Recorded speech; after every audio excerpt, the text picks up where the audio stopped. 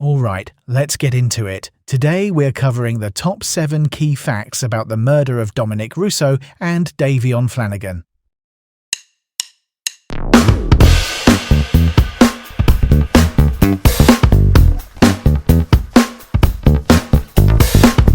Welcome to Cliff Notes' 7 to Know. I'm Cliff Notes. You'll learn 7 facts about this tragic true crime case, clearly and quickly.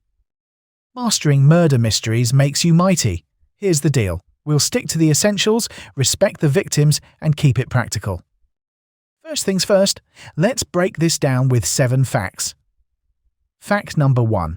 On July 31st, 2022, Mackenzie Shirilla intentionally crashed her 2018 Toyota Camry into a brick wall in Strongsville, Ohio, killing passengers Dominic Russo and Davion Flanagan. In simpler terms, this wasn't treated as an accident, it was ruled intentional. Context for fact number 1. The crash was at the T-split where Progress Drive meets Alameda Drive, hitting the passenger side brick corner of the Plidco building. CCTV along Pearl Road and Progress Drive captured the slow setup and the high-speed impact. Test question. What date did Mackenzie Shirilla crash her car intentionally? Correct answer, July 31st, 2022. Memory aid for fact number 1. Remember July 31st, the crash scene was mean. Let's move right along. Fact number 2. CCTV, GPS data, and vehicle telemetry showing the accelerator pressed and no braking were key evidence supporting premeditation. Context for fact number 2. The car's event data recorder confirmed throttle without brake input. An auto expert found no mechanical defects. Taken together, digital footprints ruled out common malfunction theories. Here's the key point. When technology lines up across sources, intent gets clearer. Test question. What technology showed no braking before the crash? Correct answer, vehicle telemetry. Memory aid for fact number 2. Telemetry tells the tale. Alright, next up.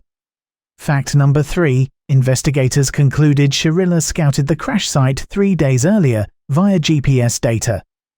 Context for fact number 3.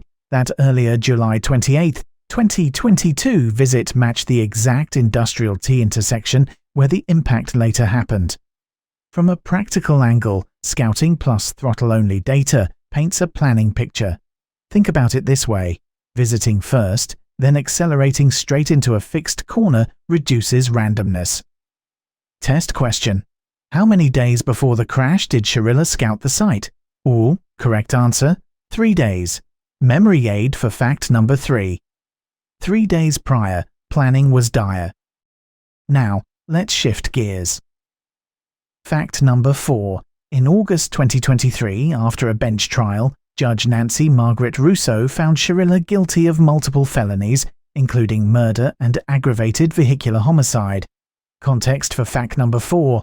A bench trial means the judge weighed technical evidence, CCTV, GPS, telemetry, and even considered social media behavior. She ultimately described Shirilla as hell on wheels in finding premeditation. Here's where it gets interesting. Choosing a judge-only trial put complex digital evidence front and center. Test question. In what month and year was Shirilla found guilty? Correct answer, August 2023. Memory aid for fact number 4. August 2023, the verdict was key. Let's keep it going. Fact number 5.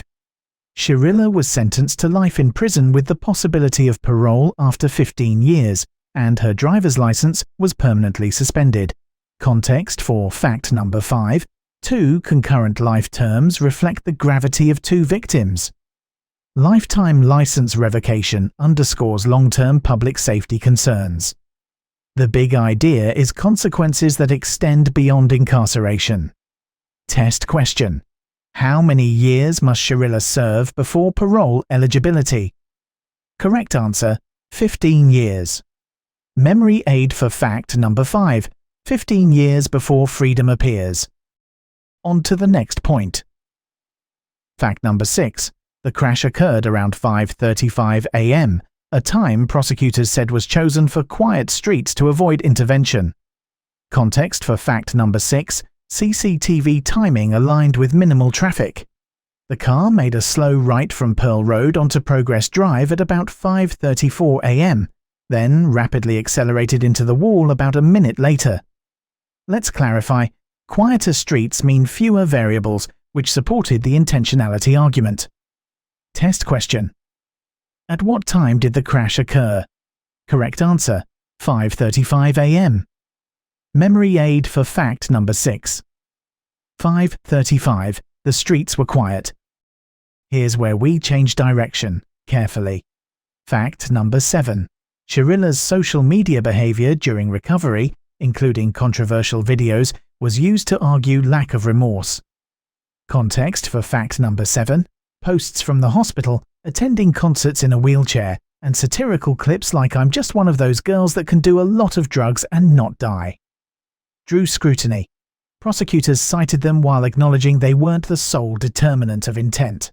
From a practical angle, online personas can influence courtroom narratives.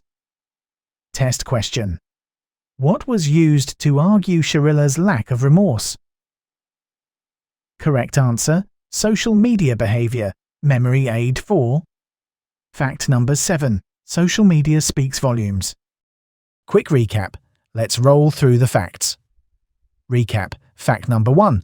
What date did Mackenzie Shirilla crash her car intentionally?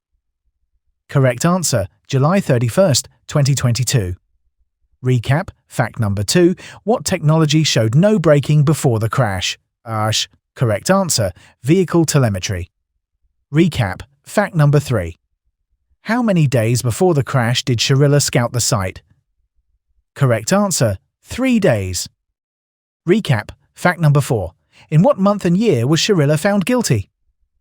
Correct answer, August 2023. Recap. Fact number 5. How many years before parole eligibility? Correct answer, 15 years. Recap. Fact number 6. At what time did the crash occur? Correct answer, 5:35 a.m. Recap. Fact number 7. What was used to argue a lack of remorse? Correct answer, social media behavior. You've got the top 7 facts down. What matters most is that you can connect the digital evidence to the legal outcome. Stay focused, trust your prep, and knock it out of the park. That's it for today. Let that sink in and keep this fresh in your mind.